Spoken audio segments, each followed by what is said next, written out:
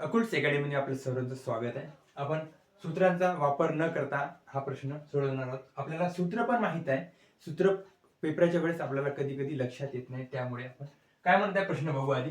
एका समभुज चौकोनाच्या कर्णाची लांबी अनुक्रमे 10 सेंटीमीटर व 14 सेंटीमीटर असल्यास त्याचे क्षेत्रफळ काढायचे. मी आधी सांगितलं की क्षेत्रफळ म्हटलं की गुणाकार करायचा आहे.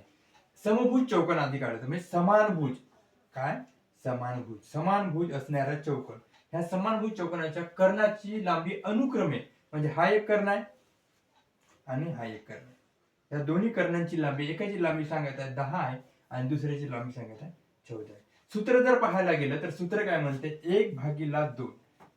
क्षेत्रफळ जर काढायचे, समभुज चौकोनाचे क्षेत्रफळ, समभुज चौकोनाचे आपल्याला जर क्षेत्रफळ जर काढायचं असेल, सूत्र काय, 1/2 गुणिला लांबी, म्हणजे कर्णांच्या लांबींची गुणाकार, कर्णाच्या लांबींचा गुणाकार, हा सूत्र आहे. पण ह्या सूत्राचा न वापर करता हे आपल्याला डायरेक्ट उत्तर काढता येते, आपल्याला माहित असो. काय म्हणत आहे, समभुज चौकोनाच्या कर्णाची लांबी 10 गुणिला 14. मग 10 गुणिला 14 याचा अर्थ काय होत आहे, 10चा गुणाकार 14 सोबत करायचा आहे. म्हणजे 10 गुणिला 14, 14 140. 140 चे अर्धे करायचे, किती आहे, 70. मग 70 चौरस किलोमीटर हा आपलं उत्तर आहे.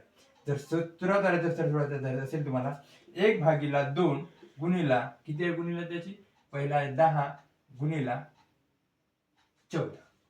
म्हणजे हा 2चा भाग 5 मध्ये जातो, 2 पंचे 10 आणि 14 पंचे 70.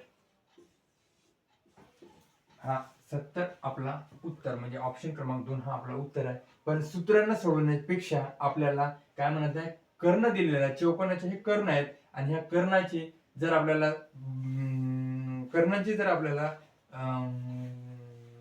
लांबी, कर्णांची जर आपल्याला सेंटीमीटर दिलेले असेल, कर्णांच्या म्हणजे मापे जर दिलेली असेल, दोन्ही 14 आणि 10 दिलेले आहे, त्याच्यामुळे या दोघांचा गुणाकार करायचा आणि सरळ याचे अर्धे करून टाकायचे. जसा समभुज चौकोनाचा तसा पण काटकोन त्रिकोणामध्ये पण सेम ट्रिक्स आपण वापरणार आहोत.